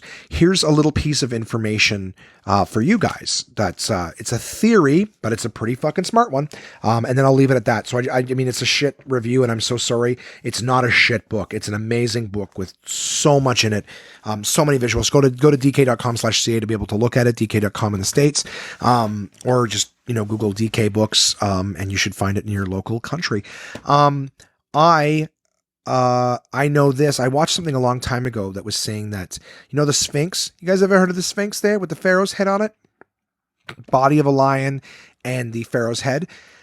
There was a theory, and there's, you got to basically believe in aliens or whatever, but so I might lose some of you just with that, but listen to the rest of it. It's actually particularly interesting. Is that the Sphinx, body of the lion, was originally a lion. It was not a sphinx. It did not have the pharaoh's head on it, but that there's this large lion monument was built. And because the pharaohs back then, they didn't like to have anybody else worshipped, right? Except for themselves, to have this big lion inexplicably, there with no explanation. They didn't like it. So one of the pharaohs, and, if I'd looked it up and whatever, and I have some answers for you, one of the pharaohs didn't like it. So the argument is that the pharaoh had his face, engraved into the lion. So the thing I was watching had like a 3D rendition of what a lion would look like in scale of what the Sphinx was. And then they showed what would have been chipped away to make the pharaoh's head, which is why the pharaoh's head looks odd on the lion. It doesn't look appropriate. But they were saying that it makes sense that it would have been a lion there, because the lion, the Sphinx is actually facing the constellation Leo. So they say that, maybe aliens or previous civilizations had built it, and they were using, astronomy, and they had built a lion and faced it towards the constellation Leo. Who knows if there's anything to it, but my partners at dk.com/ca. I love these guys. Astronomy's good, and I'm so sorry. I'm so sorry for the shitty review. DK, I don't give a fuck if you guys didn't like the shitty review. All right. I love DK. They're amazing. This book is great, and I would love to have talked more about it, but I think I went too long about how the universe, I'll tell you what this book doesn't talk about. Doesn't talk about what the universe wants for me. What's my trajectory? What's the fate of Josh Williams in the universe? I'm not in this book. Okay. When you're talking about the universe, all right, not in the center of it, how the fuck am I not in there? So thank you, DK.com. What's coming up this week, guys? Oh man, We Day tomorrow. Oh, I gotta go do a show tonight that I may or may not make. And then I got to get up at the crack of fucking dawn tomorrow. I'm going to you know what it is? Tomorrow is a great day. It's a great family event happening at the Canadian Tire Center, where the Senators play. It's all about positivity and motivation, everything. It could, again, right? Sometimes the universe gives you exactly what you need. Well, I'm working this event tomorrow, just part of the things I do with the lovely people at Karma. And I am going to be there listening to what all these amazing people have to say. Hopefully more inspiration. So, I got showered in the darkness. Now the sunshine's coming into this swamp for a little bit here. So I'm looking forward to that. I actually get to do that with my buddy Chris, who's a regular writer. And right, Chris, who writes in the emails. Chris is going to be there with me tomorrow. Got him in on that shiz-it. So going to do that. I've got a ton of LCBO activations to do this week, and I'll be doing a lot of Uber, but that's the only thing on the schedule right now. So looking forward to it. No emails this week. Why? Because you guys hate me and you want me to kill myself. No, I'm kidding. Contact at onemanpodcast.com. All right. I got real deep. All right. I opened up some fucking wounds and I shared it with I don't know who, because anyone can listen to this podcast. So I put my heart on my sleeve. I threw it out there, and I so far have not been punished for being honest and vulnerable. So if anybody else, I don't know what you guys are going through. And I know a lot of you people that probably to me seem like you guys have it all together and you're living life and you're loving things. Maybe you got some dark shit going on. If you want to share something, if you want to fucking put it out there, I'm happy to do it. Or if you just want to talk about how amazing your life is, or if you want to give me shit for, anything, which seems to be the bulk of my emails. Hi, Josh, I noticed you weren't smart enough to know this, or you didn't get this right. So fine. You want to just tell me I'm wrong about something? I'm fine with that too. But I'm all alone out here, you guys.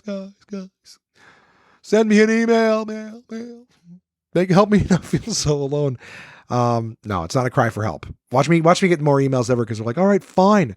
We didn't realize us not paying attention to you was going to make you kill yourself. I'm not going to kill myself. Stop saying that, you guys. Contact at onemanpodcast.com. I'd love to hear from you. All right. Send me your emails are like sunshines through the canopy in the swamp.